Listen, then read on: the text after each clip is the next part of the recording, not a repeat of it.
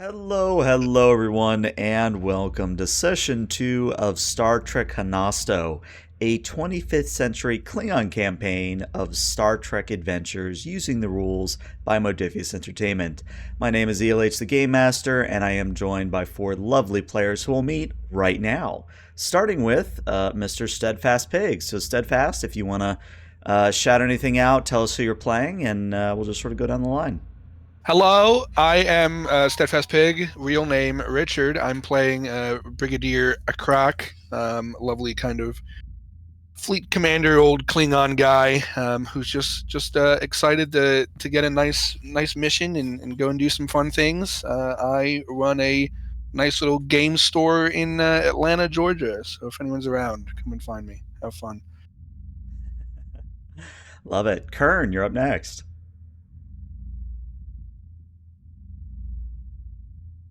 Oh, did we lose Kern? Uh-oh. That's always a good sign to start. Oh, sorry. Yep. I forgot to lower the arm. So I'm Captain Dagon. And I play the fleet engineer. And looking forward to another game. Alrighty. Donut, you're up next. Hello, I am Captain Kanos. I am the surgeon here while it is always a good day to die, sometimes it's not your day to die, and I'm here to keep that from happening if it's not your day to die. And certainly last but not least, Monjaden.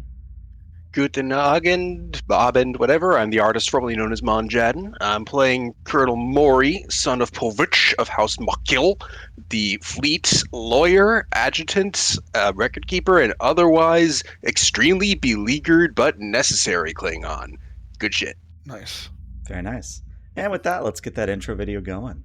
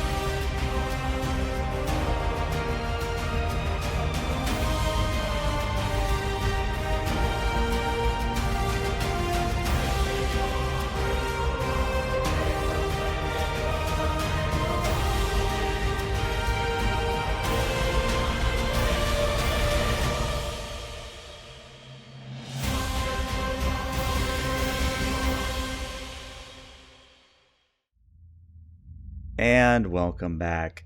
So, where we last left off, it was on a bit of a cliffhanger. And since it is kind of the first real session, quote unquote, since this is a two-parter, I thought I would do the sort of opening log or the continuing log or whatever you want to call it. The supplemental log, that's the word I want. Mm-hmm.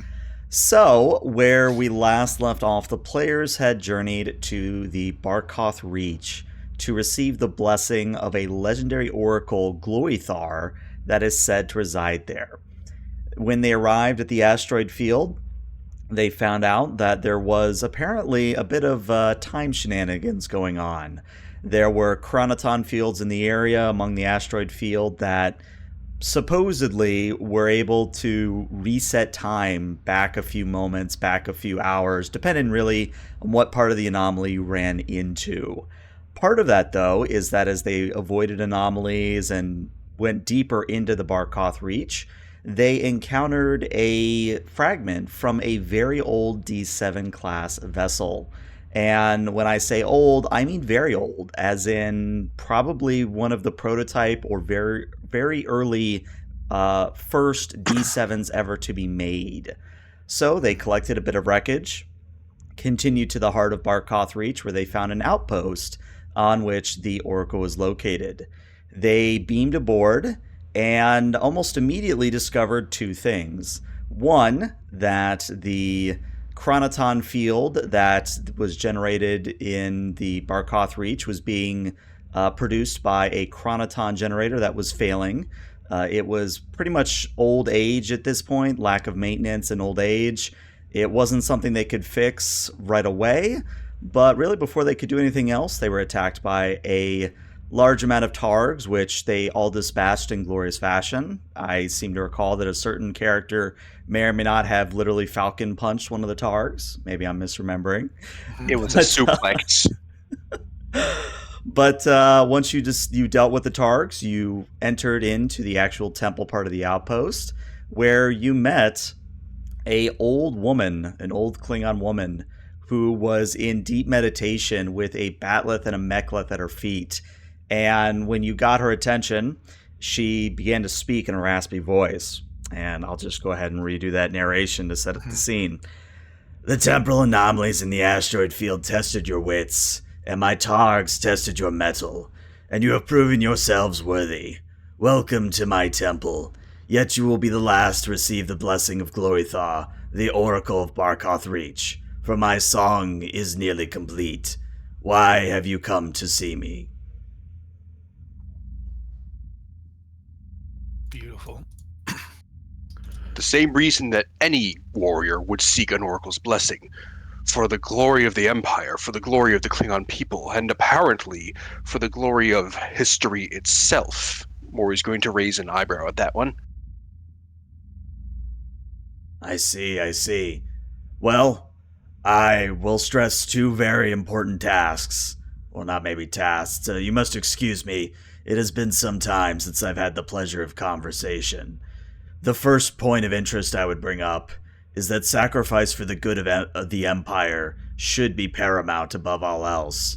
It may be tempting to give in to personal glory and personal honor, but in the long run, the glory of the Empire is what matters. The long run seems to have run longer than one would otherwise think here. We've seen some interesting fragments, and we have heard some otherwise out-of-place echoes. I hope that your song has not indeed rifted time itself. And you can see that her face, it's pretty hard, very hard to read, like it doesn't really show much expression, but there is a noticeable sort of droop at the corners of her mouth. It's not quite a scowl, it's not quite a frown, but you can definitely tell that it's a sensitive subject for her. But as much as she might appear to be unwilling to talk about it, she does launch into a little bit of a monologue, and she says, "Ah, yes. Well, as time has proven time and time again, the Empire's greatest threat always originates from within, usually between treachery and mistrust among our great houses of the Empire. The damage has been done far more by our own people than the Romulans, the Federation, or any other rival power. But since my song and my blessing are soon to end, perhaps I should tell you the full story of how I came to be here." And she holds up her bat'leth, and you can tell that this is a venerated bat'leth. This is a bat'leth that has seen many a battle. This is a bat'leth that is designed in the older fashion, so it kind of looks more like the sort of I.K.S, more kind of that Herc fashion, so it's a very old blade. And as she holds it up, she says, "As much as I am loath to admit it, I may or may not have had to deal with that very same treachery from within that I just spoke of. You see, my brother and I, Keldra, we were using this place, this outpost, as an easily defensible asteroid field, and we were planning on springing a surprise attack on several rival houses so that we could install Keldra, my brother, as Chancellor. However, on the eve of the attack, I discovered something, well, treacherous is really the only word I can come to think of. Keldra wanted to not only battle the leaders of the rival houses, but he also wanted to attack many of the neutral houses, those that were not involved in his rise to chancellorship. And even worse, he was planning to execute entire families, including non-combatants and children that he considered to be threats. Now, I probably don't have to tell you that that was not honorable in the slightest. Not at all. Indeed. So I did what anyone that was a warrior of the Empire and as a sister would do. I tried to convince my brother that his plan was cruel and unwise, but no matter what I did, he would not back down. So I did what I had to for the glory of the Empire, and I challenged my brother to single combat. And she raises her batleth, and you can see that there's blood on the batleth. It's very, very dry, but there's still blood on it. The very blood you see here is his own. I slew him in order to prevent him from unleashing his plan. And when I brought his head before the commanders of the fleet, some, especially those led by General Gruth, remained loyal to him and swore to take revenge on me. I lured the, I guess you would call them treacherous mutineers into the Barkoth Reach, and over a period of time, I was able to overload the chronoton generator and remove my foes from the time stream. Those echoes you speak of, those old ships that you mentioned, those are all remnants of that battle. And I'm sure as you found out on your way in here, the chronoton generator is on its last legs. I suspect that very soon, General Gruth and his men will soon reemerge from the time stream and perhaps find a way to gain their vengeance against me. Do you often have remnants of the past come through that way? It depends. Some of the time when I've had previous visitors, there have been sightings of ghostly echoes of warriors, ghostly echoes of fights that occurred within this glorious outpost. But since the chronoton generator is failing, I believe that the echoes will become real. How did this chronoton generator come to pass in the first place? Was this a weapon that you deployed against your enemies, or is this a foreign phenomenon? It is both. I acquired the technology, believe it or not, from an Orion trader who swore up and down that it would bring great honor to our house. My brother, of course, did not believe a word of it, but I, seeing the value of having such a weapon, worked on it for such a time. A weapon which went unhoned and now has grown its own secondary edge, one that injures its wielder. Not exactly the most honorable weapon to wield in a battle, no? You will find no argument from me. I admit that what I have done is perhaps a cowardly action, and I am willing to fight to the death and give General Gruth and his men the vengeance they so seek. However, if you are so willing to stand beside me in what could be a glorious battle to the death, I am willing to not only give you my blessing, but this very batleth that I hold. Damn. Damn, indeed. There is no greater honor than continuing the honorable path that one has sought. I see no fault in this. And the Oracle is held in such high regard. If nothing else, it is the continuation of upholding the honorable death of your brother in single combat. No greater honor could have been conferred upon any sibling. And it is unfortunate that the echoes of the past are not condemned to Great Thor Stovokor as which they have earned. They are kept struggling. I say we owe it to them to Well, we bring shall them send them to Stovokor now. if they are worthy, if we are willing. So quick out of character before we go any further. Let's do a quick inventory because it has been 2 weeks. What weapons does everybody have on them at the moment? Disruptor pistol, duck tag. And duck tag, yeah. Okay. Same. Same. Yeah, the dagger and the pistol. Okay. I mean, do you want anything other than like weapons? Because I've got a tricorder. I mean, my guy is unarmed, and I'm on the verge of giving left fist and right fist their own names at this point. It's just it's something I should know because, as you probably figured out, we're going to enter into some combat. So I'm trying to make it a little bit even playing field, or at least not as unfair as it could be.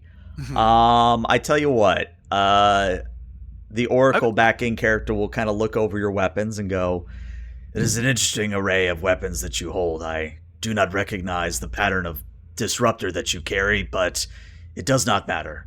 Unless you are cowardly, we should not use your disruptors except in the last effort, the last-ditch effort to perhaps preserve what little honor will remain by using such a weapon.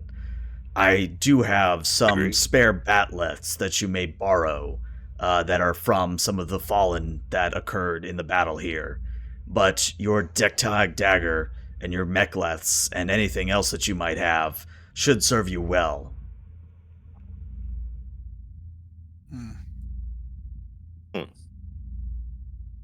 And this is basically a teaching moment. So one of the things you can do whenever you go on an away mission, or if you're like mid-away mission and you want to get some extra equipment, you can spend momentum or give me threat to acquire a different weapon, different bit of equipment, etc., etc. So if you would all like to have a batleth, for example, I would say that it would be either a threat spend of 2, or you could give me the 2 momentum that you currently have.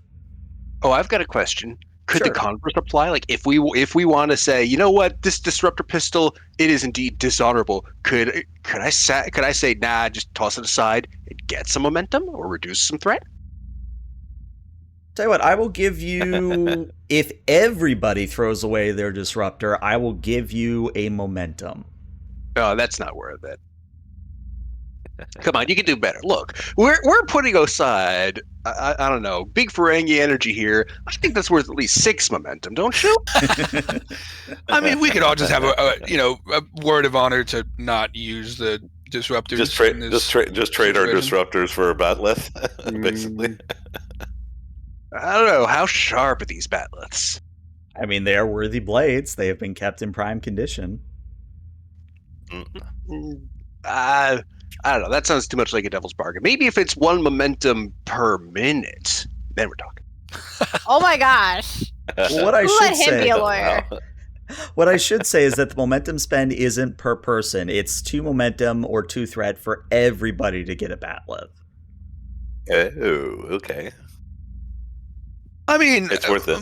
Might as well. Okay, yeah. Well, we got the 2 momentum. We could probably regain it more easily than we could deal with 7 threat.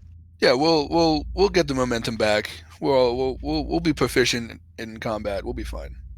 Okay. For sure. Go ahead and modify your momentum appropriately.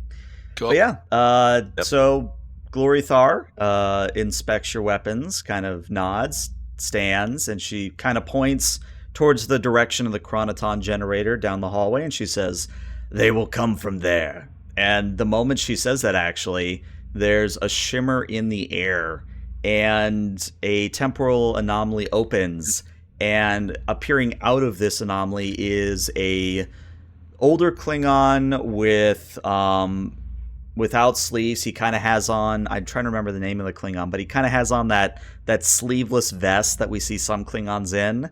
And he's also got 5 extra warriors with him.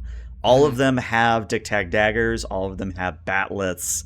And the lead one, who is wearing the badge and ornamentation of a general, kind of steps forwards and points his batleth at Glory Thar and says, "You traitorous dog! Whatever trickery you have done to look different matters not. I will see that you die for your crimes, traitor." And of course, Glory Thar raises her batleth and says, "Let us finish this." And we're going to enter into, obviously, a bit of ground combat. Cool. So, as a reminder, the way combat works in this system is that the players get to choose who goes first. Then it goes to the enemy player, till everybody's gone. And then once everybody's gone, we go to a new round. So, since this is the players go first, who among you would like to go first? And what I would tell you is that Glory Thar will count as a player, and I will be doing the rolls for her. Gotcha. I have a question. If I recall from last time, Glory Thar still had some targs tied up or chained up here in this room. How many of them are there? And could we potentially I like where this is going. remove them? And if she's got control of the targs, will the targs assist us in this combat? I like it.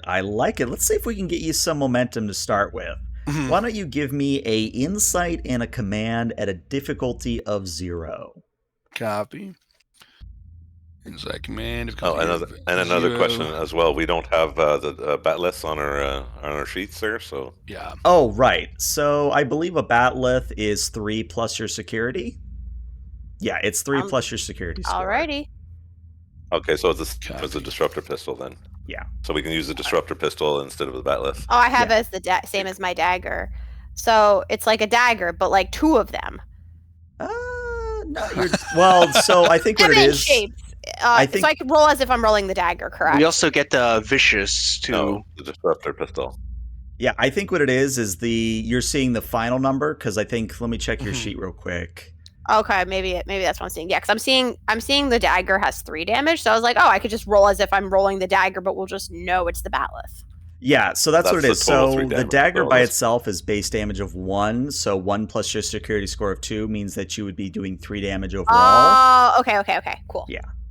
It's a little confusing, but once you figure out that the sheet likes to add in your security score, it usually makes more sense. Copy. You said insight command. Would you say battlefield management would track here? Yeah, I'd give it to you as a focus. Cool. Let's do it. Add the target terrain effect. All right, 2 successes. You Yeah. get 2 momentum right back. And Cool. yeah, what you would know is that there are 4 targs that you could easily get to, and you could conceivably cut through their collar or cut through their leash. And based on what you've seen of Glory Thar and the way her targs react, you would think that the targs would fight to the death in defense of their master. Beautiful. Nice. Then yeah, I say I'll go first. I'll run over to the nearest targ, or however many targs I can reasonably free in a turn, and pull out the Doc Tog and just run by and cut the collars and give him a little pat on the rear end to go and eat some food, Chief. Have some fresh meat. Go for the honor, boy. Go for the honor. Yeah, exactly. All right, so I'm going to make a note here that it's so everybody knows it is 1 targ per action. So right now you freed 1 targ who will fight beside you. Sweet. Cool. Anything else you'd like to do on your turn? Let's see. I guess these would be those minor actions. What would be helpful here? Probably. I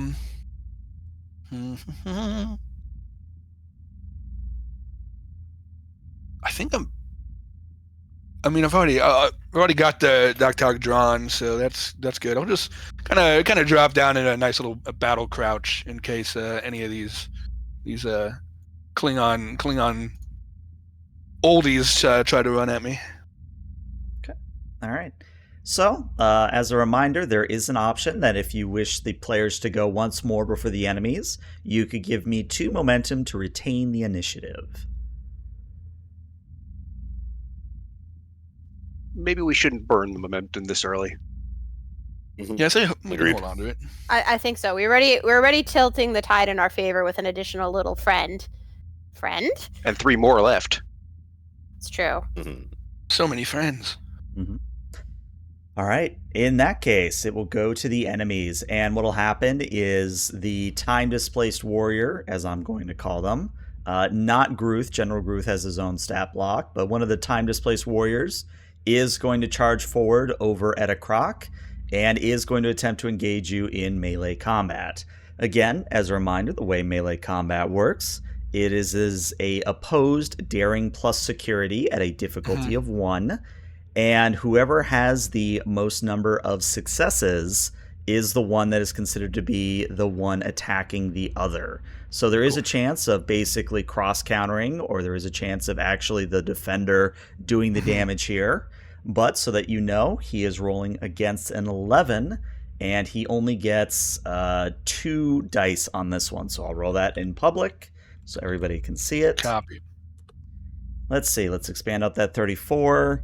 I will tell you that he has whiffed completely. So as long as you roll at least 1 success, you are able to score a hit against him. Cool. I'll do daring security. Melee weapons as a focus. and I believe in myself. Nice. All right, that means you get a momentum back. Now, one thing I should clarify, because again, it is a matter of note, is that are you attacking lethally or non-lethally? Oh yeah, lethally. We're sending these boys to Styrocore. Okay, so Yeah. just as a reminder, anytime you attack lethally, I do get a threat, Yeah. but it does mean that their damage reduction from Brack rule does not come into play. So at this point, go ahead and roll damage on your dagger, and we'll Yup. see if you disembowel this Klingon. Why don't you describe how you take down this time displaced warrior for me? Yeah, he charges me, let the target go. He runs at me, and I kind of like kick him in the knee as he approaches, and he drops to his knee, and I just stab him right in the crown of the head, and toss his body down to the side. Love it. Love it. All right, well, that is the enemy's turn. We go back to the players who would like to go next. I will. Okay.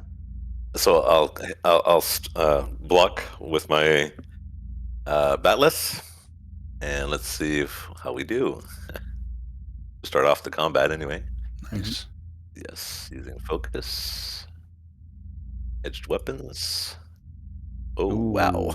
Whole lot of nothing, Been unfortunately. a while since I've used the batless. Yeah, should have stuck to the dagger.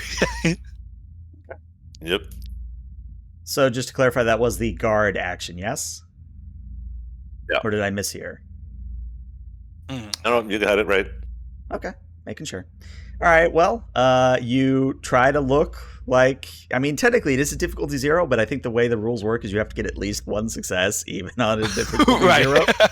So it's one of those things where you get your batleth ready, but like you said, either it's just been a while or something's off about your stance, so you don't really get the benefit of guard, unfortunately. All right, players, do you want to retain the initiative, or are we going back to an enemy?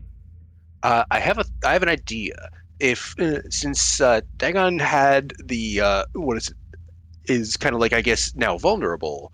If the other guys go for him, let's let them do this turn. Then I think maybe I could use, like, I've got like this mad commanding bloodline thing, which we could use to assist other characters. We could use that to like kind of send somebody in and attack their attacker. Get tactical. I think commanding button only tracks on a command task, right? Or attempt to assist another character using command. Could that play into, like, Honasto, get into their flank as like an assist thing, shouting out orders, instructions, help? Yeah, so Well, one thing I would say is that since you all are high enough rank, you all have access to the direct task. And what that means is the direct task is exactly what you're describing, where you basically say, hey, you go do this, and you use your presence and a command as an assist. And that would allow you to use commanding bloodline here. Gotcha. Interesting. Oh, and look at that. Chat's giving me more threat. Thank you, chat. And so Wow. direct task we use for somebody to make one single task, right? Correct. Mm-hmm. So it gives somebody else an extra move. More or less, yes. Ooh, yeah. Now, Let's let one them thing I go, should then. clarify, though, even though you all have access to direct, you can only do direct once per combat. Gotcha. Okay, that makes sense. That makes sense. I was gonna say it's kind of good. Yeah. I don't know. I vote that we let them go and see what happens. Yeah. I think we're doing all right for ourselves. Oh, do we Okay. want to get another targ out? I'm just thinking of like stacking the deck. I think we're good with just one for now. We can always unleash more targs. Yeah. Okay, so we'll keep that in mind for next round. But yeah, let's see what they've got in store. All right. So, what's going to happen is I'm actually going to have General Gruth go next.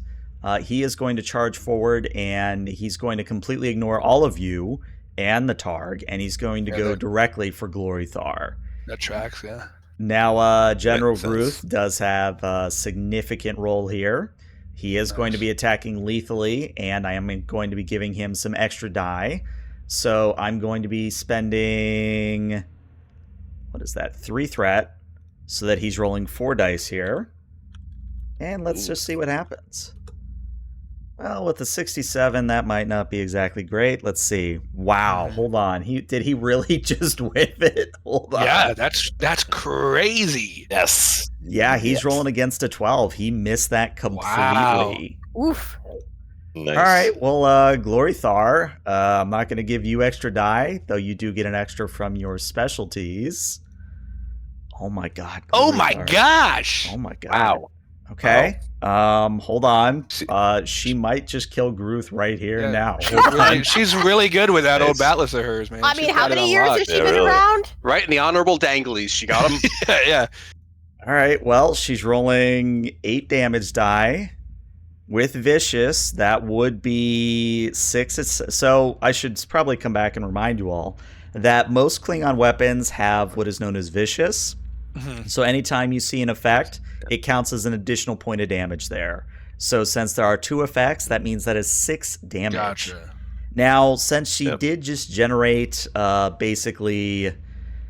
she generated 4 momentum. If you will allow it, she will spend 1 of it to re-roll those blank die and potentially get Yeah. even more damage. Oh, I'd yeah, say let's let cheer her- on the Oracle. Hell yeah. Oh yeah, absolutely, yeah. Okay. Oh So, my. this is taking a Alright. turn So I did not we're at- expect, but we're- this is Yeah, the way she's the dice. pretty We're at- good, man. So, general. We're adding her momentum to our pool. Yeah, you can go ahead and add her momentum because Cool. technically she's on the allied side. So General Gruth comes forward kind of almost in a Monty Python way where he's got that kind of batleth raised over his head, Yeah. charging it at Glorythar, and he comes sweeping down with the batleth. And what Glorythar does is she brings her batleth up with a twist, knocking the batleth out of his hands.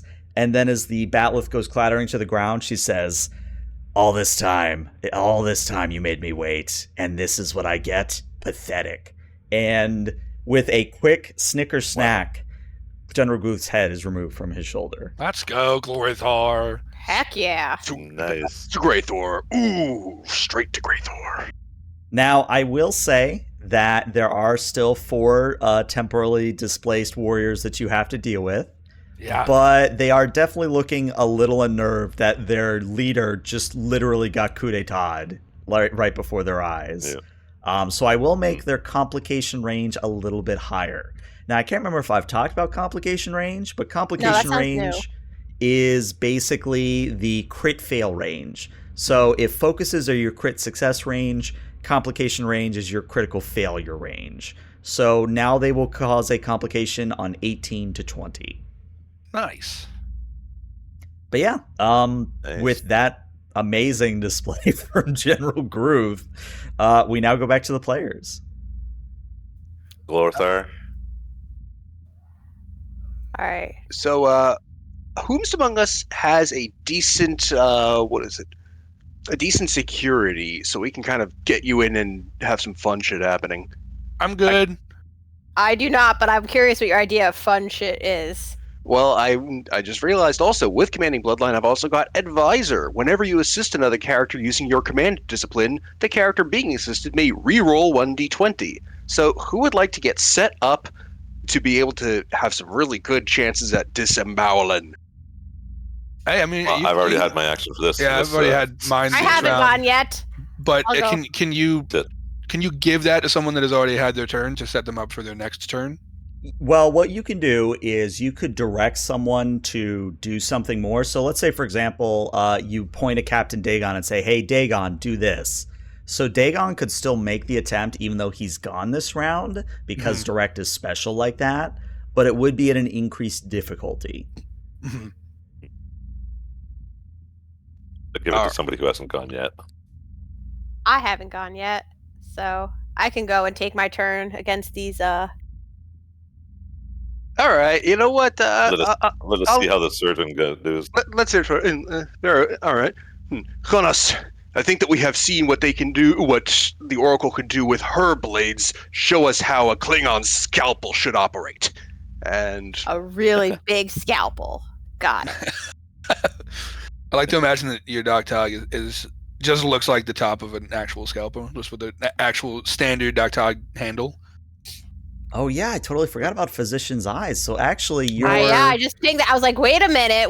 I didn't know if this was baked in because, like you said, the damage was kind of like the damage on my weapons was baked in, and we didn't really talk much about the stress track. right. So I was like, wait a second, how do I use this? Let me actually modify that. So it's your medicine score. So technically, I'm trying to figure out how to do this because it should be your security of 2, and you should be using your medicine instead. So it should be +3. So I think if I do it right, yes. Okay. So if I enter in, and that's only with bladed weapons, correct? It No, it just just says says any with weapon. a weapon. Just says Right. weapon. Okay. Yeah, 'cause it's basically like I can heal and hurt. So you get to ignore the first complication and re-roll a d20. All right, I think these mooks they're going down. They just watch their commander just get like eviscerated. All right, Wow. so remind me again how I roll to be a badass attacker. So you're going to be rolling a daring and a security, and it is a difficulty of 1, and you will be assisted by a presence command on the part of Mori. And that is considered performed task or challenge. Perform task. Okay. Now, as And a in her- reminder, and- you can buy additional dice if you so wish. Because remember, it is an opposed roll. In her case, it's a daring medicine with Physician's Eyes, right? No. for So damage. Physician's Eye is only for damage. Gotcha. Yeah, so that's afterwards. Okay, so I'm not using a value, but I'm using a talent, which isn't an okay, because that's in the damage, not the rolling. Gotcha. Okay, Mhm. so I'll just roll the dices. And I roll to assist, right? Yep. Roll your presence command.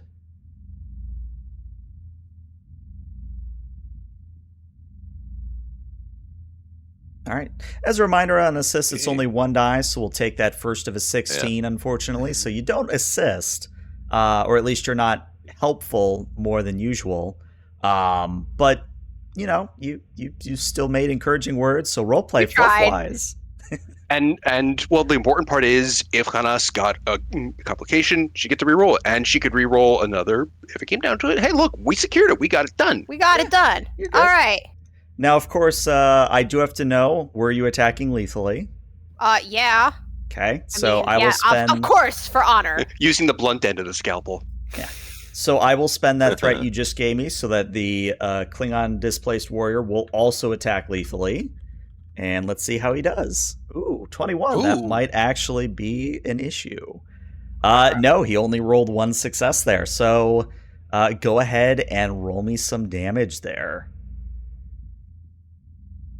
So for this, you can either click the little Starfleet badge next to your weapon, or you can hit the perform I did challenge. it. I got and it. Yeah, I you got it. Okay, Nice. so that is a grand total of 7 damage. How would you like to dispatch this temporally displaced warrior? Moil! No. I'm just gonna do clean right through the heart. So. Okay, love it. So you drive your dagger into their hearts, maybe sweeping it across the chest to make sure Just making sure we get all those duplicated organs. I know where they are. just making sure all the arteries are severed. That's what Oh, I'm yeah. doing. Just Love it. clean whoosh whoosh, like very very smooth action. Love it. Surgical precision. Yep, surgical precision. That was the phrase I was looking for but couldn't think of. Between the 4th and 5th Kia. Oh, I love it. But yeah, with that, we are now going back to the, by my count, 3 remaining temporally displaced warriors. And I think one of them is going to go for Captain Dagon. They're going to see that there is an opening. Of course. And they're going to try to go Of for course. it. So they are attacking lethally. So I will have to give 1 threat. And I'm debating how mean to be. Do I give them an additional die? You know what? I've got threat. I'll give them 1 additional die, because that'll make things interesting. So let's go ahead and roll those d20s. Oh, that. Okay, hold on. Let's expand. So that is a critical success and a success. That is 3 successes, meaning that Dagon, you can defend with daring security, but I'm going to need to see 4 successes here for you to not get hit. Yeah, so I need to roll 4 dice. That means 3 momentum. We got it. Use it. Yeah, go for it. Alrighty then. 4. Using focus. Roll dice. Okay. Nope.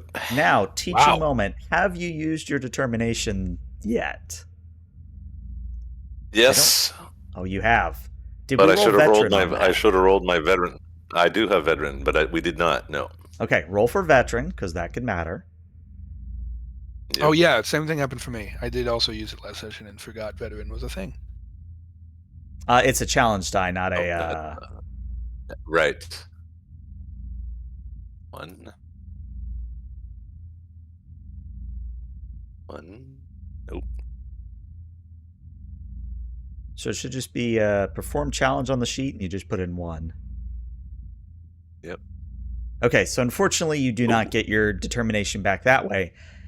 However, Nope. you could decide to challenge a value here. And since this is a teaching moment, I'll just go ahead and go through it. Mhm. So the way you get extra determination, because you always get 1 determination at the beginning of every mission, to get more determination that you can sort of store up, you can challenge a value, or you can act in a way that would be in a negative effect by following a value. So for example, looking at your sheet, you could, for example, you could challenge or perhaps go into the value of even the best blade grows dull Best unless blade grows dull. maintained. Yeah. I was looking at that one because it seems to be duplicated. Mhm. So what I would say is that's a good one. you could challenge it, and what that means is you Yep. cross out that value and you replace it at the end of the mission. So kind of between do. sessions, but that does grant you another determination. And all I'm going to ask is I'll that do you that. describe how that change in that shift in thinking occurs. But then you would get your point of determination back, and you could spend that determination immediately to reroll dice if you so wished. Well, I realized that I haven't maintained my blade, so it's time to change it. Time to change that that value. So I haven't been doing so good with this batleth. All right, so returning to your roll, how many do you want to reroll? The 2 13s and the 19? Yeah, that sounds good. Yeah, 3. Yep. Yeah. Okay, let's just go ahead and reroll 3d20. 3. So we have 3 successes and a complication on the board. So here's what's going to happen. I'm going to take 2 threat. Actually, you know what? I'm going to wait. Let's see how the temporally displaced warrior rolls, because I'm curious. Let's see. So he's rolling that many challenge dice. This might be very interesting in more ways than one.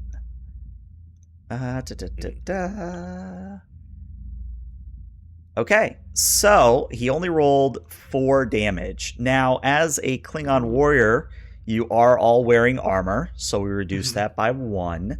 So you're going to take 3 stress damage, Dagon, as the warrior comes down with his batleth and attempts to break your guard. And what I'm going to say as that complication is that similar to what Glorythar did to Gruth, the batleth is going to be knocked from your hands, so you can no longer use the batleth until you deliberately go over and spend an action to pick it up. Yeah. But yeah, one thing I would say, since this is the first time any of the players have taken any stress, you just kind of click the bubble of what your new stress would be. So again, you took 3 stress there. And stress is kind of your HP, and it operates on the 5 as a big number kind of situation. So if you get 5 or more damage after accounting for armor in a single attack, that is considered an injury. Now, if you are lethally injured, you're not immediately dead unless you're an NPC. Players get to have a little bit more survivability. So for example, Dagon, if you had taken 5 damage there, our lovely I.K.S would be able to come over, perform medicine, potentially stop you from dying, that sort of thing. But you only took 3 stress, so you just get a nice new scar somewhere on your body. Very honorable. A scratch. That's it. A good souvenir of our trip. Exactly. Absolutely. There will be many more to come.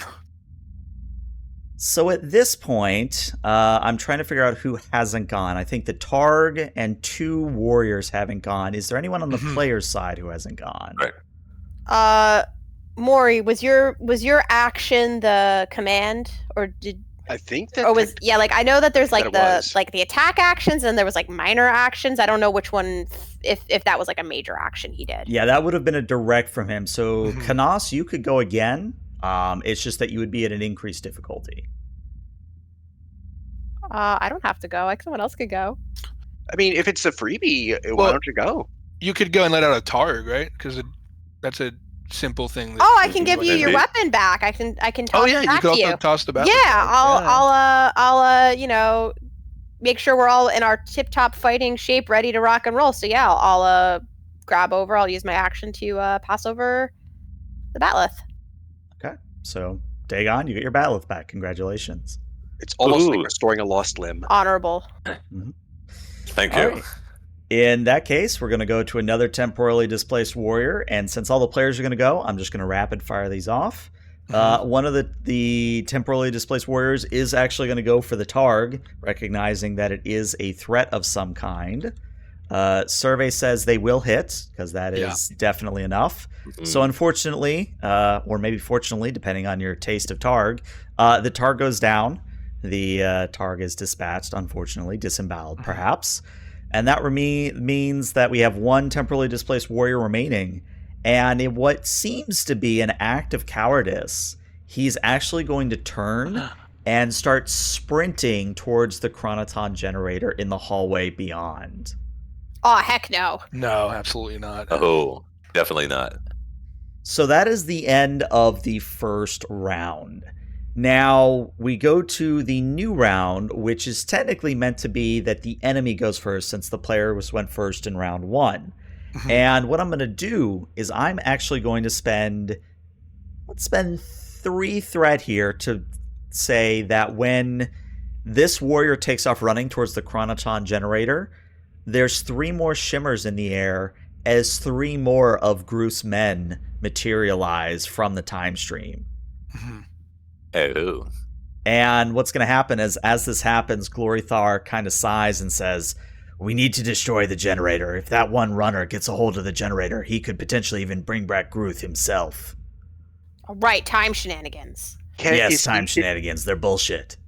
Is the runner still in line of sight, or are they out of visible range? Still in line of sight. So if you want to throw something, or if you want to shoot him in the back, this is the time. Does bladed weapons count for throwing weapons? It does.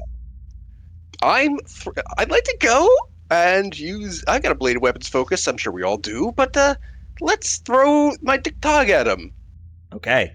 So since you are throwing the weapon, it becomes a ranged attack. And that is a control plus security at a difficulty of 2.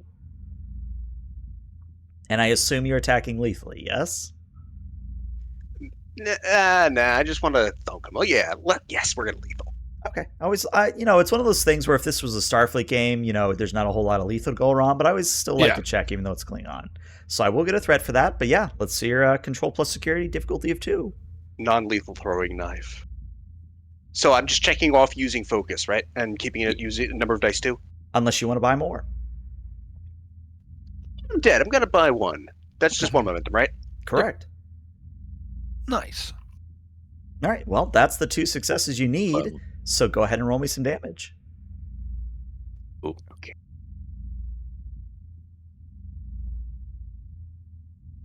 So where would you like this dagger to land in the back of this poor Klingon warrior?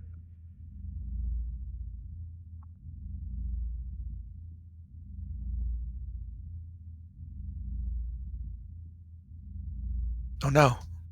Oh, did we lose him? I don't know. Oh, sorry, I forgot I'm on push the spine. We're aiming right at the back. We're aiming right for where the neck meets the spine.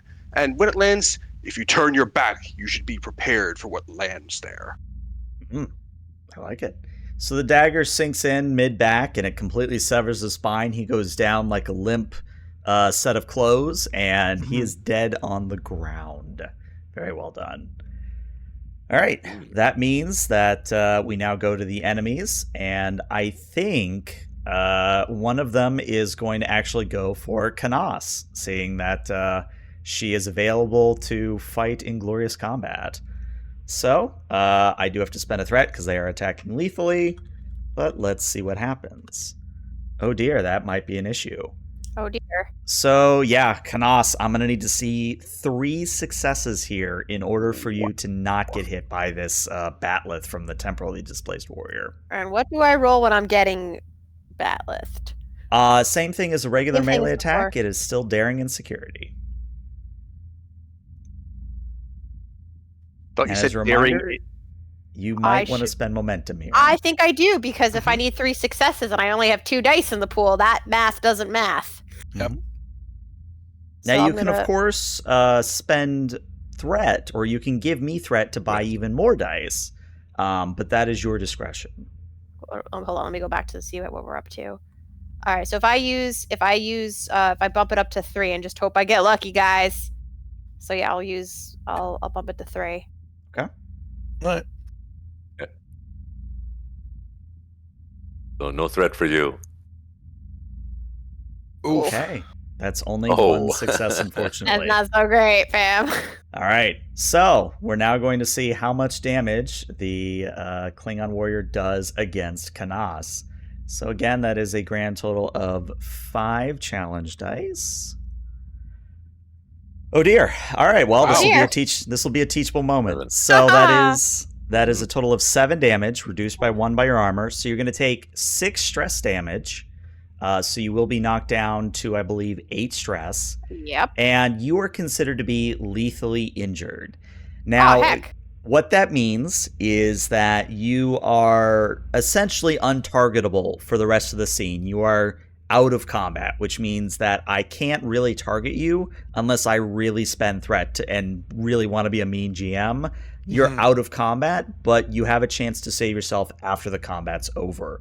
Or, alternatively, someone could come over and attempt the recover task on you, or they could attempt the first aid task on you, I should say.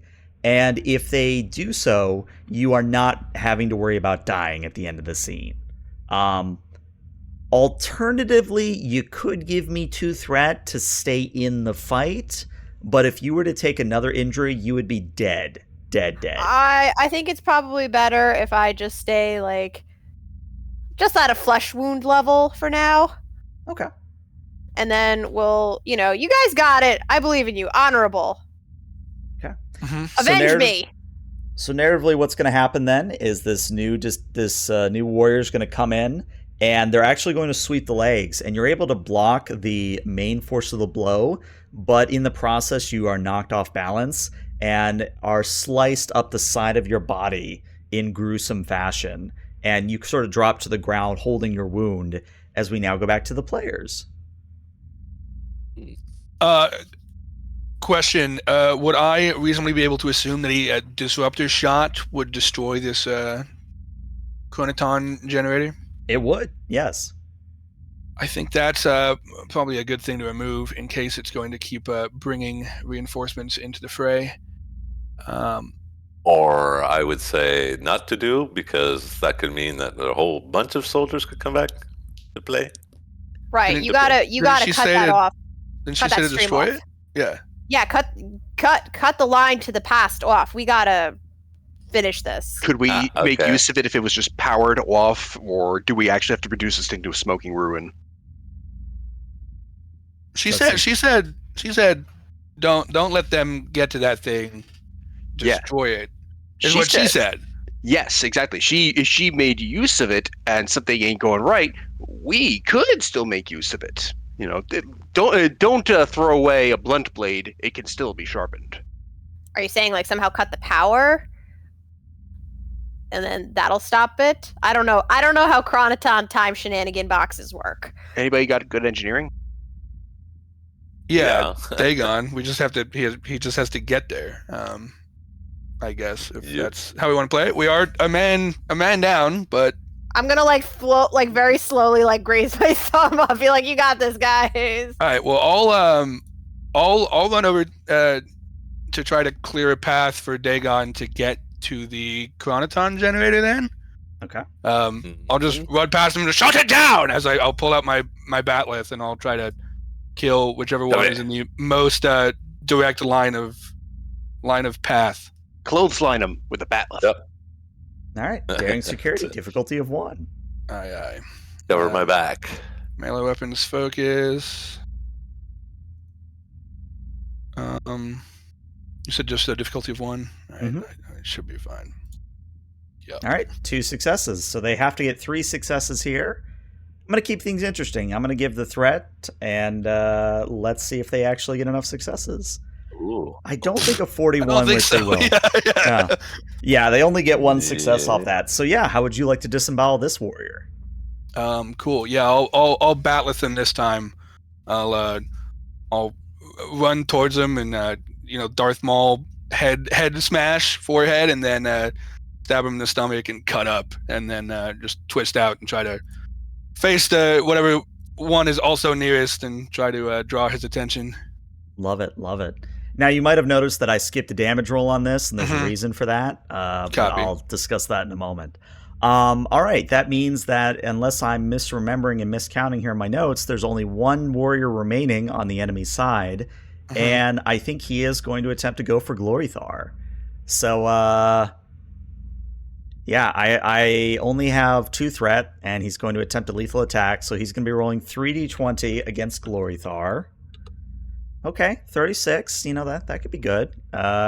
So 2 successes. So Glorithar needs 3 successes here to not get hit. So she does get an additional die because she's Glorithar. So let's just sort of see what happens. Oh dear. Whoa. Okay. So let me roll damage on this, because this could be even more of an interesting moment. Okay. So, here's what happens. The warrior comes rushing forward, and in a very similar stance to what General Gruth did, again, batleth high overhead, and Glorithar looks like she's going to be able to block and disembowel this Klingon, same as the general.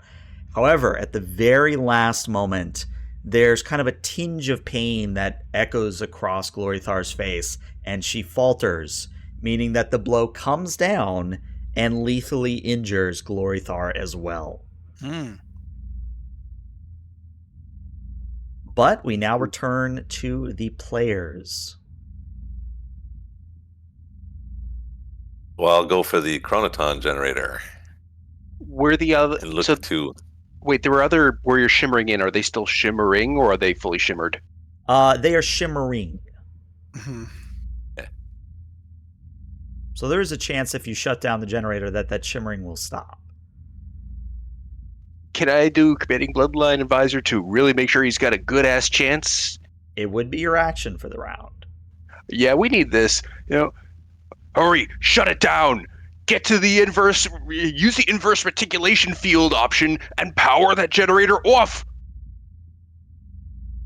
Okay. On my way. So minor action will get you to the generator, and then, to be clear, are you shooting it, chopping it, or are you just powering it down? I'll look to see what's the quickest option. So powering it down would be probably a little more complicated, but if I have the time, I'll do that. Okay. This will be a daring and an engineering at a difficulty of 2. With an assist, right? With an assist of Presence Command. Presence Command. Got it. So he's got to roll his assist. Okay. Well, you already got the 2. Okay. Again, remember, assisting is 1 die, but we'll take that 12. Still a success. So that's a total of 3 successes, gaining you a momentum. Cool. So what's going to happen is, Dagon, you're able to get to the generator. You're able to safely shut it down. And as soon as the power hum fades from the device, the temporal shimmers all stop. And there is only the 1 temporally displaced warrior remaining that is standing over Glorithar, about to go for the final blow. Yeah. Then... Right. That's the unfortunate part there. Yep. Well, I'm not in a position to help there, so. But since there are no more enemies that I have on the field, it retains the player's side of things. Oh. Oh, that's right. If we're looping through. Mm-hmm. Well, I'm unfortunately still out. I mean, I'll go kill it. Yeah, I think we're out of ideas. Yeah, so I think it's up to you. If we're back to front. Yeah, I'll run up and try to make sure that he does not get the chance to kill Glorithar. Okay. So yeah, daring security, difficulty of 1. Aye.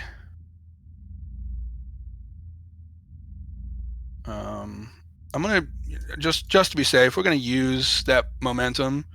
Okay. I have a feeling we'll probably get it back here, but just to be safe. Okay. Right, well, 3 successes with a complication. Yep. And I'm gonna spend.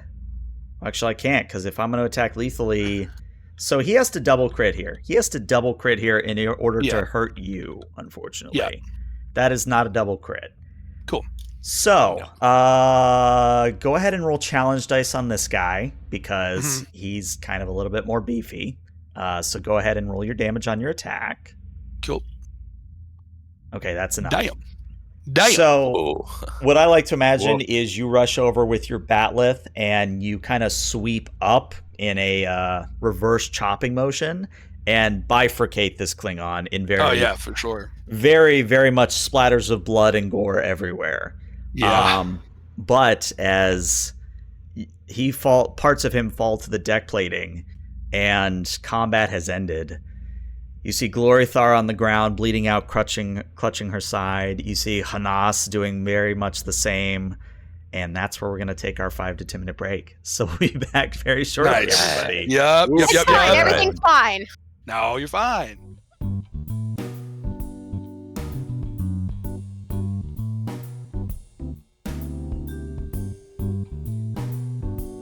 And welcome back. If you're just joining us, well, the players and Glorithar have just engaged in a glorious battle to determine the fate of Barkoth Reach and Glorithar. Unfortunately, Glorithar herself, as well as Captain Honasto, are both lethally injured and bleeding out on the ground of the outpost within Barkoth Reach. At this point, we are going to sort of retain a turn order, quote-unquote, because there is a bit of time urgency here. But between Akrak, Dagon, and Mori, what would you 3 like to do at this moment? Is there anything that any of us can do reasonably to assist Honasto in getting up herself? So it's one of those things where they can attempt a daring medicine on themselves, but it would be at a very high difficulty. Whereas if you do it, obviously you're not going to have as great as a daring medicine, but it would be of a lower difficulty. Gotcha. What would be the metric of success for this? So if somebody besides Honasto does the roll, it would be a difficulty of 1. If Honasto does it herself, it would be a difficulty of 2. Hey, what about assisting? Hey, How but do I've we do also got assisting? talents, or am I not able to use talents because I'm like knocked out? Talents always apply unless it says otherwise. And actually, let's put your "Don't Die on Me," which is kind of a you've got bold medicine. Yeah, I've got a couple. Yeah, I've got between bold medicine and Don't Die on Me. I think. Well, it seems like Don't Die on Me is like if I actually die, but so I don't know if that'll work on me if I'm dead. But I'm not dead yet, so could work. I think you're still the best bet to get yourself up. I think that's the case. Yeah. So I think once I'm up, I can get Glorithar up. And if we want to assist, that might be the time. This would probably be the time. Yes, because I think with bold medicine, if you're going to add or spend threat to get extra die, then you can reroll one of them. Right, So, I think which is probably not a bad option. Yeah, I think definitely do that to increase your chances of getting yourself up, I think. All right, so it is a daring medicine. Is this considered a challenge or a task? This is a task. Yeah, challenge is for damage, and Oh, for okay, gotcha. yeah, challenge is usually for damage or for talents like veteran. Can I use my value of no dying on my watch, which is my own watch? You could, but you don't have any determination at the moment because Okay. you spent it last session, if I recall correctly. That does make sense. Yeah, I don't see However, it. I will allow you to use your focus of emergency medicine. And if you want to trigger bold medicine, you would give me one threat that you can then roll 3 dice. Yeah. Okay, that sounds good. Yes, well, I'm gonna ping emergency medicine. Oh, it doesn't show it up there. Wait, before rolling, what about assists? So an assist on this would be a daring medicine as well. And you only get one source of an assist on this one, so only one person can do the assist. All right, so I move the complication range to 2. Nope, complication range Oh. stays to 1. I'll say 1. Okay. Oh, no, I have to beat the 2. Okay. Yeah. So I'm gonna do the thing where I get the extra die, but then I can re-roll it if I bomb Yep. with bold medicine. Okay. Yeah. You can reroll any of the die, I think, right? Okay. Cool. Mhm. Yeah. All right. And then I'm using the focus emergency medicine. Yes or no? Yes. I'm sorry. Okay. Mhm. Cool. All right. So here we go. Well, I will assist. Okay, go ahead and roll your daring medicine. And remember, on an assist, it's always 1. All right, excellent. Cool. So there's a total of 4 successes, meaning you get 2 momentum back, bringing you up to 3. So yeah, working together, Kanas and Dagon, you are able to stabilize yourself, Kanas, and you're probably going to have a new scar, and you're maybe going to be a little bit stiff on your left side, but you'll live, is what matters. Today was not a good day to die, unless you're the time shenanigans fools. Then Now maybe they that's- died yesterday or tomorrow. Next week is a good week to die. I have some gaps. Now they died 2 days before the day after tomorrow. All right, Nice. there you go. But yeah, it's at this point that I have to roll for Glory Thar. And if I roll an effect, she is going to kick the bucket. I have rolled an effect. She has kicked the bucket. However, you have Don't Die on Me as a talent. Don't die on me. All right, so let's go through Don't Die on Me on this one. So you can spend 1 point of determination to make 1 attempt to revive them. So what that means is, in order to get a determination here, I actually have to look at everybody's sheet. Does anybody have determination remaining? Oh, Maury does.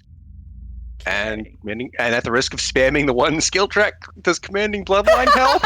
No, Commanding Bloodline wouldn't help on this one. Can't shout someone to health. Wait, we're literally going, you are not allowed to die. He's commanding somebody to not die on them, us, everybody. So here's what you could do. You could, and this is kind of a weird use of it, but you're technically the intelligence officer. So what that means is you could create an advantage here that would allow Kanas to use Don't Die on Me without determination. But you got to tell me what it is you either know about Glory Thar or medicine or whatever that would allow her to attempt this. Okay. That doesn't sacrifice like determination or challenge values, right? That's just No, this is your special thing you can do as the intelligence officer. Mhm. And you also just got a momentum from chat, bringing you up to 4. Oh, yay. Thanks, chat. All right. Maury's going to kind of look off as Kanas is working her magic on the bleeding out Glory Thar. It would be unfortunate if Glory Thar's medical files and their indication of a lower ventricular afibrillative disorder were to never see the light of day and leading to her premature, dishonorable demise.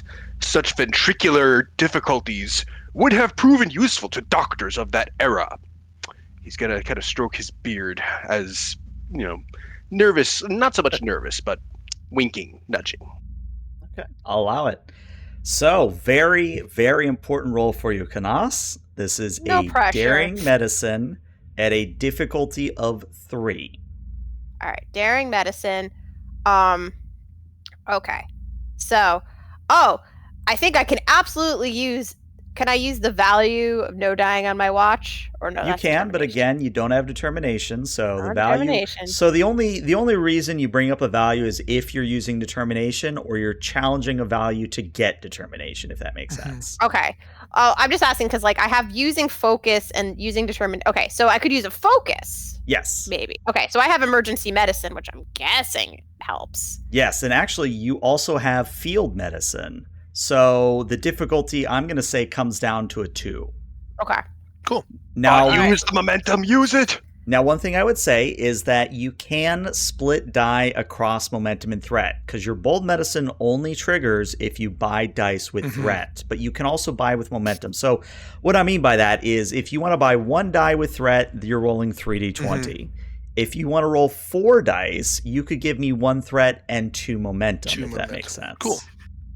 All right, that sound good? Because I think it Yeah. would be really non-honorable if the Oracle dies on our watch. All right, so I'm up to 4 dice. So I'll take the hit. So that's 2 momentum, yeah. Yep. She should have seen it coming. She's an Oracle, not a wizard. Oh. Okay. So Wow. this is where we talk about your bold medicine. So re-roll one of those 19s. And you can either do it by hitting the reroll results there in chat, or you can just perform task and do 1d20. But I need to see at least 1 success here, or we have to talk about challenging a value. Okay, you got your 1 success. Nice. That's what you needed.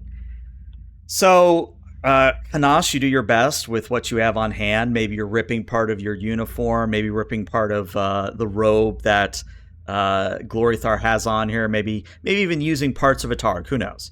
But you are able to bring Glorithar back from the brink. And as she kind of looks, her eyes kind of flutter open, and she looks up and she says, I saw the glory of Sto-vo-kor for a moment, but I am back here. And she kind of sits up a little bit and looks around. Did we win? We did. We did. You will see Sto-vo-kor in all its glory, but not today.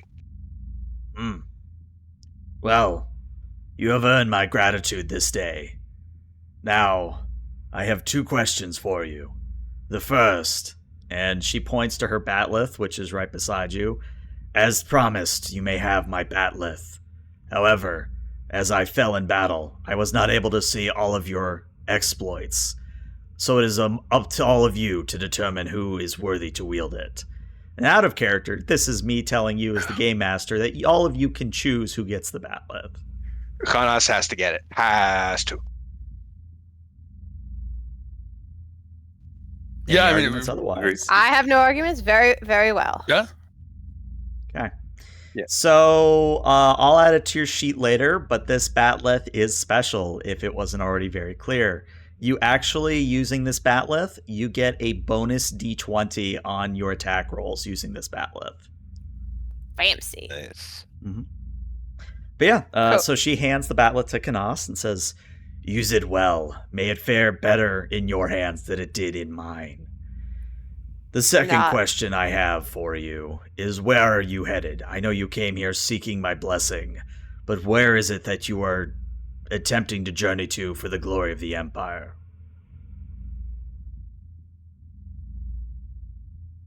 We are going somewhere very far away in a ship that is the most glorious the Klingon Empire has ever crafted. With a fleet and a group of warriors that are truly historic in size and scope. When you say very far away, how far away are we talking? The Gamma Quadrant, or... Have you heard of Segue? We are leaving the Milky Way galaxy. I don't know if you would know that at all. I have heard of other galaxies of such. I don't know that one by name, but if you are journeying to a new galaxy to be the first Klingon warriors to arrive in such a new place, perhaps you could use my assistance in this matter. That was why we sought you out, Glorithar. She kind It To of would have be your indeed be blessing an upon our honor. trip would raise morale greatly. She kind of looks around at all of you, smiles at the mention of glory. She says, "I don't know how much I can contribute to your grand vessel. However, if you will permit it, and as long as these old bones remain, I am willing to man a temple or place of worship aboard your vessel." An oracle's blessing is always honorable. An oracle's presence is a guarantee of glory. And then she tries to stand up and then realizes very quickly that's a very bad idea. And she says, "I see that you turned off the generator as well. Do you have any plans for it? If not, I was going to destroy it and this outpost before we left." You know this generator better than we do. Is it potentially capable of assisting us in our mission? Or is it better to dispatch of it? And you can see that she's hesitating. If you want to maybe convince her to spill the beans, you can do a presence and either engineering or command here at a difficulty of 2. Yeah, I will do a presence I command. was going to do presence engineering, yeah. Yeah, I'll do a presence command with arbitration. Would that potentially work as a focus here? Actually, I got a thought. Okay. I don't know if there's like the Klingon equivalent of like the Department of Temporal Security or whoever those two guys from DS9 were from, but could this be a time to kind of bring about something in Klingon law where there's, if you do end up with some kind of time-based honor device, it is incumbent on the warrior to make use of blah, blah, blah, blah, blah, something that says not only is it a good idea, we're legally bound to, and maybe that'll lead her to spilling the beans. I'm thinking. Yeah, There but actually if is you... a temporal part of a Klingon intelligence there. There is, yeah, and I guess technically, Maury, as the intelligence officer, you would definitely know such things. Well, yeah. We Maury, cannot- let's have you do the roll. It's going to be a presence command. You will have a focus on this one. It is a difficulty of 2.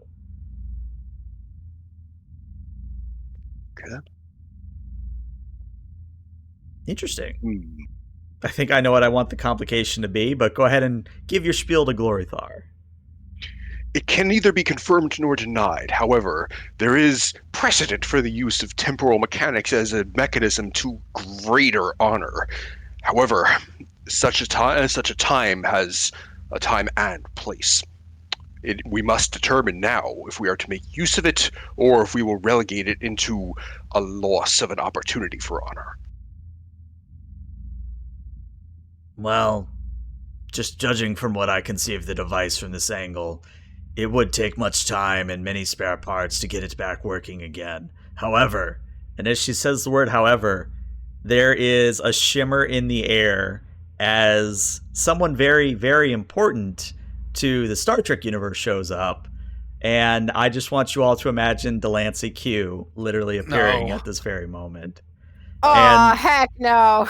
Delancey Q kind of looks around and says, "Well, this isn't Picard. Oh, you're one of those Klingon types. Why am I here? Oh, yes. I am here to make sure that you don't overstep your bounds, because you Klingons do love overstepping your bounds." So I'm going to go for that throwing the dog again. I just grab the Oracle's batleth and I'm like, just shaking my head, be like, "Do we know Q? Like, is You know of Q, at least. we know that this guy's bad news." We know about Q. Is there like a command or an order to do not fuck with the Q? Yeah, is it like, guys, don't mess with Q? Pending 'cause- orders. Yeah, is there protocol about Q appearances? Or would it be really honorable to take down a Q? It would be really honorable to take I out mean, it'd be Q. really honorable, I'd but do it. really stupid. Yeah, this is one of those por qué no los dos. There's guidance and it's honorable. But as you all raise your weapons, Q just kind of goes, "Well, hold on. I'm here to talk, not fight with you." Then speak. Get talking. Well, Not very Klingon of you there, Q. oh, you're right. Perhaps I should get in character. And he snaps his fingers and he becomes Klingon Delancey Q. There we go, much Perfect. better. Yeah. I now fit in with the locals. But yes, that device over there, pointing at the generator, is an object of interest, shall we say. And if you are going to be taking it to your little gallivant to the new galaxy, I just want to make sure that you're not going to, how we say, not destroy entire civilizations in the new galaxy. Our journey is not one, in this case, of destruction or waging war. It is exploratory. There's no honor in summoning ghosts from the past to fight our wars for us. And what is honor if it is reused on a smoking pile of ruin? Destruction is always useful, but it is not always honorable. Well, you're no Picard or no Cisco, but I definitely like what you're saying a lot more, though I could do without the daggers and the batleth being pointed at me. I'll stand down. Stand down those snapping fingers, and we will stand down ours. And he acts like he's taking off. In fact, you know what he does? He literally takes off his hand and puts it down on the deck, and then another hand appears and goes, "Oh, I'm sorry. Let me just fix that." And he does a little comedic routine that Q loves to do, where he just kind of keeps taking off his hand and leaving it on the deck plate. I whisper to Mori, "You literally asked for this." Yeah. We will. It is possible to take this as a sign of goodwill, although I leave it to the doctor as to its anatomical sensibilities. I don't think such things exist when we're dealing with one of those, but I don't think he truly means us harm. Oh, of course I don't mean you any harm. If I meant you harm, I would have stepped in during your little tussle with, what was his name? General Gruth, was it? If he wanted us dead, we already would be. Besides, that would just be interfering, and, the Q have infamous rules against interfering. I mean, I wrote half of them myself after dealing with Picard and Janeway. Well, your presence is surprising, but your message is received. Oh, are you telling me I have to leave now? Because I was hoping I might be able to drink blood wine and eat that terrible living worm thing. What is it, Gah or something? Yeah. There is one dead targ there. You're welcome to it.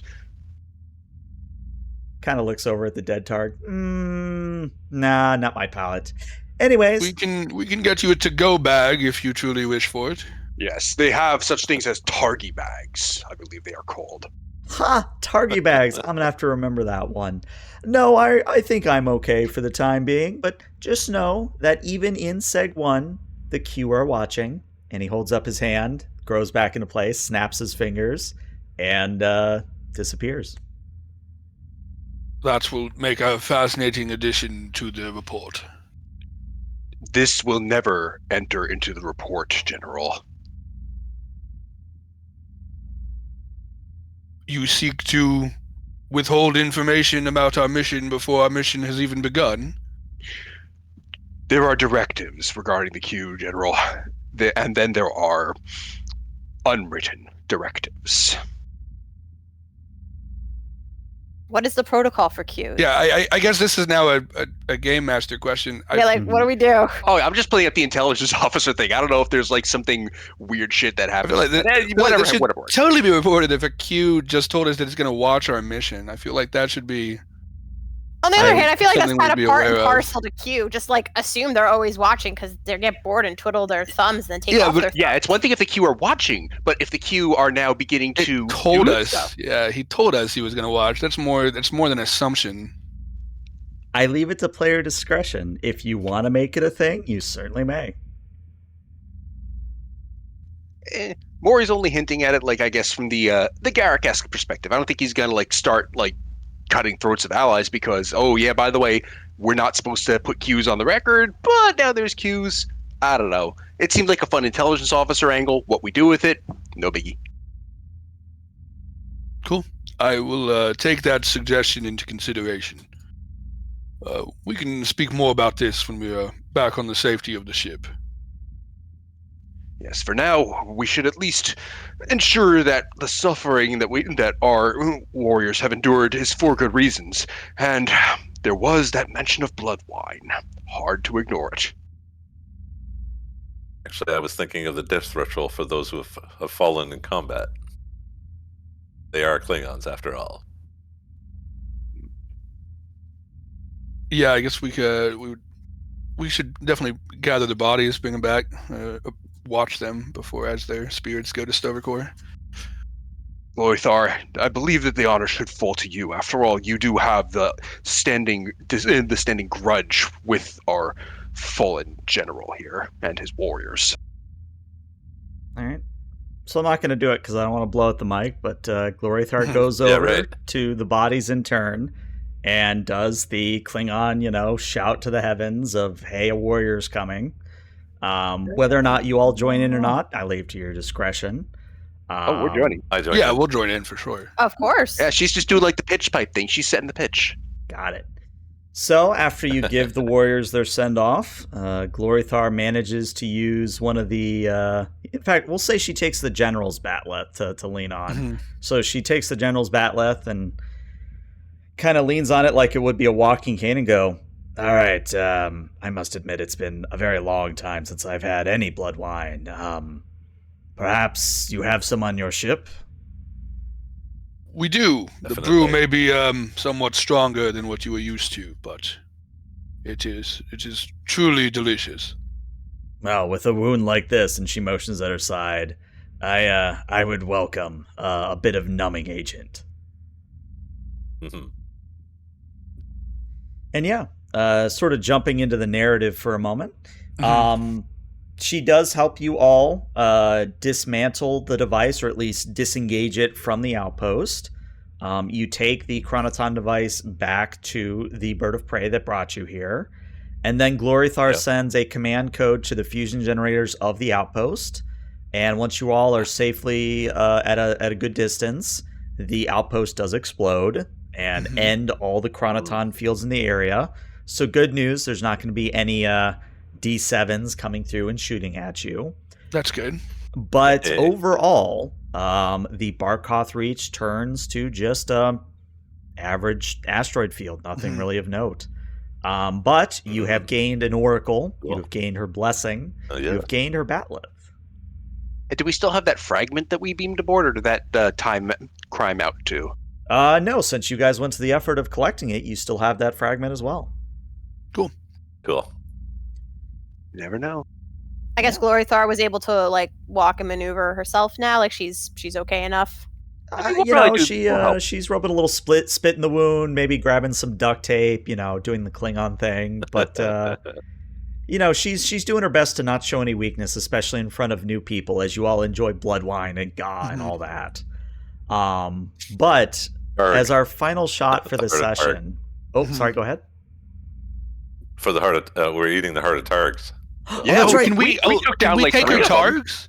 Yeah, can we if you take want to the bring rest her of her Targs, Targs? sure. Let's go. I'm sure there's space on the ship for them. Yeah, we got these over. They can be free range now. We I'm got sure. Targ pens somewhere. Yeah, let's we start do, these things actually, yeah. breeding and have some fresh meat. Well, I suppose I was going to say this later, but the Honasto is big enough that it has Targ farms, Goth farms, bloodline wineries. It's big. But these are vintage. They're from however many hundreds of years ago. They got a pedigree, man. This is like Could add some Kurubuta genetic Targ. diversity to the current crop. Yeah.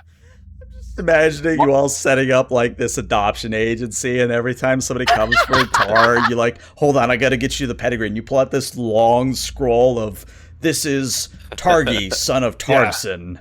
That'll be our first supporting character on the Honasto. It's Wagyu Targ. It's Wagyu Targ. The master breeder. Welcome to our stud farm. Oh, can we have a So Targ show like Westminster? Oh my god! I think we've determined a new downtime activity. We're just gonna have Targ shows. 100%. I Yeah. think the Klingon Targ show is basically a gladiator arena. You versus the Targ. Oh no! I'm thinking the show where they have the little helmets and the little Q-tip attacking sticks. You know what I'm talking about from American Gladiators. Or MXC. MXC is a good reference. Yeah, I like Klingon American Gladiators. Actually, this is good. I love it. All right, well, with the Oracle, her targs, the Chronoton device in hand, you all travel to where the Honasto is undergoing its final bit of preparation before leaving Kronos. Now, as the ship was built in orbit of Kronos, it had a bit of a unique construction. Mhm. The Honasto is large, very large. In fact, it is several kilometers long and makes even a Negvar-class like tiny Nice. in comparison. For example, if you look at the intro, we see that the Negvar fits into one of the main hangar bays of the Honasto. Mhm. So it's one of those things where it wasn't so much that this new ship was built in a grand shipyard, as a shipyard had to be specially constructed to accommodate a ship like this. But what you're noticing is that the Grand Honasto, with its sort of tapered end and its long chain of disruptors along the side, you notice that there is a lot of traffic coming to and from the Honasto. Last minute arrivals, last minute equipment. Basically, everybody is scrambling to get as many people and things on the Honasto before it leaves on its main voyage. Mhm. And as you approach, you get a hail from the Honasto. And appearing on screen when you take the comm is none other than Admiral Zark. Now, Admiral Zark is one of many admirals aboard the Honasto, but Admiral Zark, Z-A-R-K, is the main head admiral, sort of a fleet admiral for this exercise. Mhm. And I'm going to make him Sean Connery because that's funny. Nice. So Admiral Zark says, it's your pleasure to see that you've returned safely. How was your visit with the Oracle? Ask her yourself, Admiral. And it'll probably get time to reveal Glorithar herself. It has been some time since the Oracle has been seen in these parts. You are welcome, Oracle. The pleasure's all mine, Admiral. Well, is there any other bits of... Well, I don't know what you would call it at this point. Bits of order, bits of tasking that you all need to accomplish before we can set out. The Oracle will be accompanying us to Segue. I will have it on a full report, but Barkarth Reach has been destroyed. But all is well. Our mission was successful, and we are ready to continue. I know that once Negvar docks, I will be assisting in coordinating any final supplies that are making their way onto the Honasto. Very good. We will see you shortly. And then, since Klingons never say out, they just sort of cut the communication, because that's what Klingons do. Yep. But yeah, so sort of the final shot is of the bird of prey swooping down underneath the Honasto and going up into the rear hangar bay. And then we just sort of have that glory shot of the Honasto with Kronos in the background, maybe a few star bases. Yeah. And that's where we'll end today's session, because this was a two-parter. Beautiful. Nice. So what'd you guys think? Like I said, Beautiful. This was my very first time running this introductory Klingon adventure. That's fun. I'm curious what you guys thought of it. It was really good. It had good pacing. I'm not sure how by the book you did it, but it felt really well done. It had combat, and there was choices to be made, and it definitely did well at going through kind of the base kind of core mechanics in a nice kind of step-by-step manner. Yeah, I'm still a little fuzzy on some of them, but I think that is just because it is truly a start. It didn't feel like anything was overwhelmingly complicated. I'm still just super new to the system. So was Glorithar meant to die, or did Yeah. we? Say. So there's two ways the adventure wants you to handle Glorithar. If she survives, she's supposed to be like, okay, great, you saved me. I'm going to go fuck off in a shuttle to do whatever. And she just gets a shuttle and just leaves. She just literally gets in a shuttle and just goes to wherever. But if she dies, she kind of says, Keldra, today I join you in Stovacor, kind of a thing. Yeah. But yeah, the adventure wants you to either kill Glorithar or have her fuck off in the shuttle. And I thought to myself, that's boring. You go to all this trouble. Why would you do that? But no, I played pretty much everything by the adventure other than that. Nice. There was a threat spend I could have done where if I spent enough threat, I could have reset the adventure to the very beginning. But I that would figured have been a That's pain. really funny. like it would have been funny, but it also would have been a major pain in the ass to do Oh, yeah, everything totally. over again. Prepare to fast Very forward. silly. Yeah. Yeah.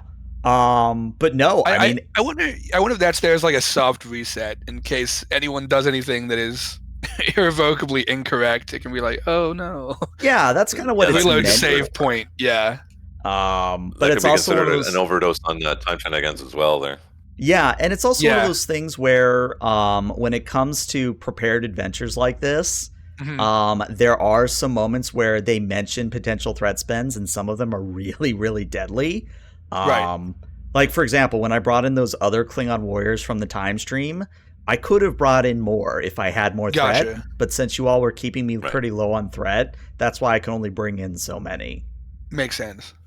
But no, like I said, other than that, the adventure was run pretty much by the book. Sweet. I liked it. That was great. Cool. Yeah, I enjoyed it as well. Excellent.